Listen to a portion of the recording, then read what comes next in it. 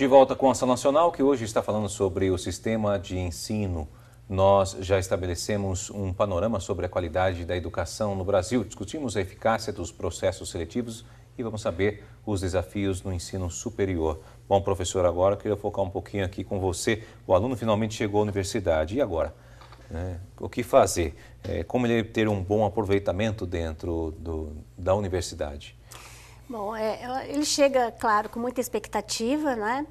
E muitas vezes eu às vezes percebo que ele espera encontrar um outro ambiente, talvez, né? Mas ele acaba percebendo que ele vai ter que se esforçar bastante, vai ter que ter a teoria.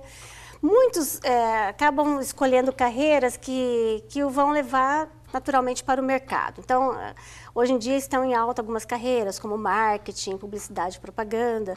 Então, eles acham que vão encontrar um ambiente descolado, tecnológico, né? Então, mas até a formatura, ele tem que passar por uma série, né, de percalços, e entre eles a teoria. Muitos abominam, como já tinha falado anteriormente.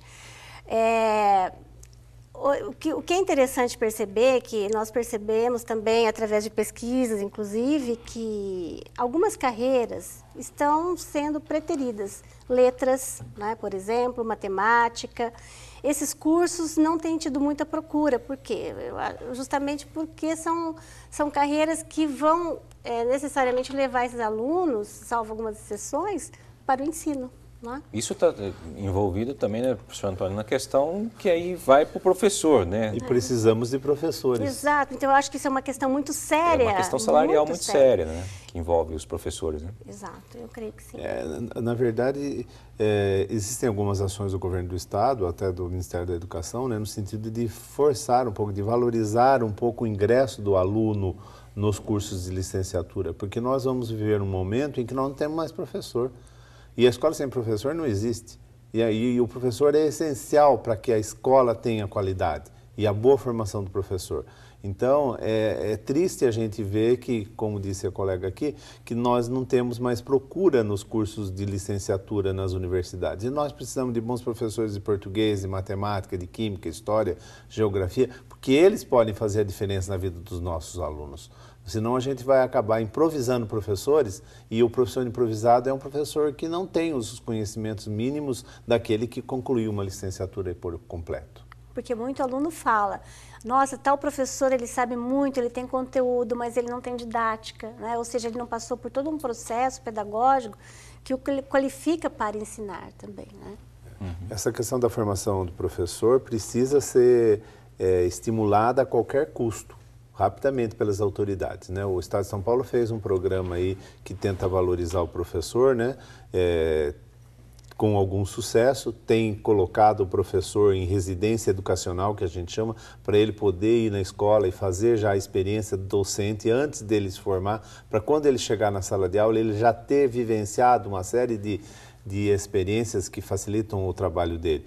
Mas se nós não tivermos formação de professores em número razoável para as próximas décadas, nós vamos ter problemas sérios com as escolas, né?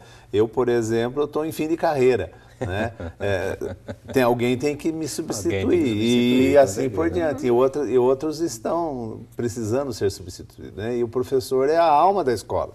Ele é aquele que pode fazer a grande diferença do aprendizado ou não do aluno. Sim. Bom, a gente também vai debater um pouquinho mais, aprofundar esse assunto, professor Antônio, no próximo bloco, no quarto bloco, falando sobre o mercado de trabalho. Mas hoje um aluno, por exemplo, chegou na faculdade, ele tem um contato, por exemplo, com um aluno já formado, a gente tem esse trabalho, os profissionais já experientes na área, que ele possa fazer, puxa vida, olha, o meu sonho é ser engenheiro, não, o meu sonho é ser médico, porque eu vi, eu tive contato com aquilo, e eu quero fazer aquilo. Porque, assim, não é tão simples entre você sonhar e realizar aquele sonho. Há uma escala enorme. Muitos acabam no meio do caminho e falam, poxa vida, eu não consigo ver sangue na minha frente. Como é que você vai ser médico? Não tem condições, né? É um exemplo. Como é que é isso, professor? Sim, nós temos um exemplo interessante do local onde eu trabalho. Nós temos uma semana chamada Semana de Comunicação, em que nós convidamos ex-alunos para fazer palestras, né? Ex-alunos que se destacaram no mercado, estão se destacando no mercado de trabalho em diversas áreas, e eles vão falar para os nossos alunos como é que eles, né, como foi esse processo, como eles chegaram lá. Isso é interessante, o auditório fica lotado, ao final da palestra todos perguntam, todos querem saber. Recentemente mesmo nós tivemos essa Semana da Comunicação e foi muito proveitosa, porque você coloca o aluno em contato com aquele que já passou pelos mesmos bancos que ele e pode ver que ele está conseguindo sobressair no mercado de trabalho. Eu acho que isso é muito importante, ter esse espelho. Como é que o professor lida com a situação? Nós citamos aqui um exemplo num outro bloco. A gente está vendo essa situação da carência, da formação, da base para poder chegar à universidade. Agora, quando um aluno chega numa situação na universidade que está faltando a base, que a gente identifica que falta a base, como lidar com esse aluno no meio de todos os outros e como fazer esse profissional se formar e assumir realmente uma cadeira de um profissional formado? Como é que a gente vai lidar com essa situação? Como tem lidado com isso? Normalmente no primeiro ano, nós procuramos, nós temos algumas disciplinas, são as disciplinas básicas de texto, de leitura, né? Nós trabalhamos bastante isso, principalmente nos cursos de comunicação.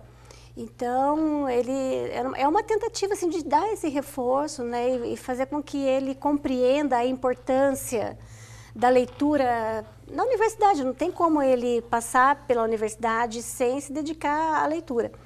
E nesse sentido, é a leitura que vai também ajudá-lo a redigir um bom texto. Então, quando ele fala, mas eu quero televisão, você acha que você não vai precisar redigir nada trabalhando na televisão? Aquela história, né? Que é o prazo. Você precisa de ter todo... Então, nós vamos trabalhando ao longo. Também tem disciplinas que puxam isso, né? Principalmente no curso de comunicação.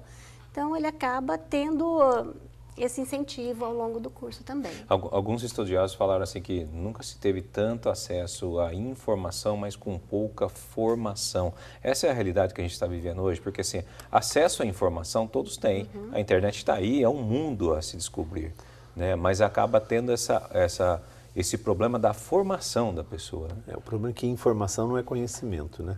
Para que a informação se transforme em conhecimento, ela precisa ser, vamos dizer assim, ruminada pela pessoa. Ela precisa interiorizar, repensar e ver o que é que aquilo serve para ela.